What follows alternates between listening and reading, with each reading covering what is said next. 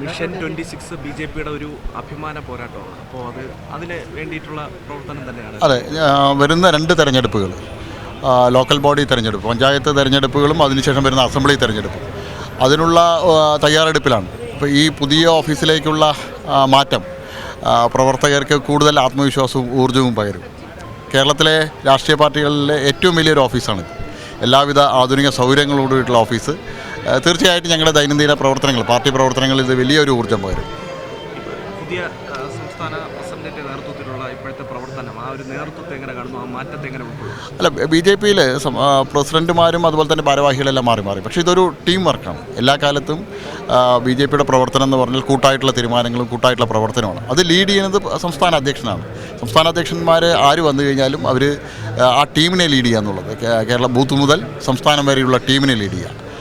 വലിയൊരു മുന്നേറ്റത്തിന് ഞങ്ങൾ തയ്യാറെടുത്തിരിക്കുക.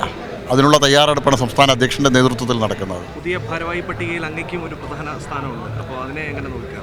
അതെ, എന്നെ സംബന്ധിച്ചോളം പാർട്ടിയിൽ ഏത് പോസ്റ്റിലായാലും പാർട്ടി ഏൽപ്പിക്കുന്ന ചുമതല കൃത്യമായിട്ട് നിർവഹിക്കുക, അത് വിജയിപ്പിക്കുക എന്നുള്ളതാണ്. പാർട്ടി സംസ്ഥാന ഉപാധ്യക്ഷനാക്കിയിട്ടുണ്ട്.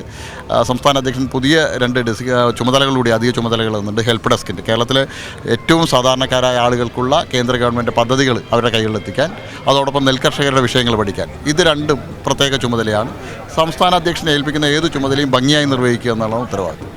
വികസനം അത് തന്നെയാണല്ലേ കേരളത്തിലെ ജനങ്ങളെ സംബന്ധിച്ചോളം ഇതുവരെ വിവാദങ്ങളാണ്, ഇതുവരെ അഴിമതി ആരോപണങ്ങളാണ്. കേരളത്തിലെ ജനങ്ങൾ ആദ്യമായിട്ടാണ് ഒരു വികസനത്തിൻ്റെ രാഷ്ട്രീയം അല്ലെങ്കിൽ ഡെവലപ്മെൻറ്റ് പൊളിറ്റിക്സ് കേൾക്കുന്നത്, ഒരു പോസിറ്റീവ് ആയിട്ടുള്ള ഒരു അപ്രോച്ച്.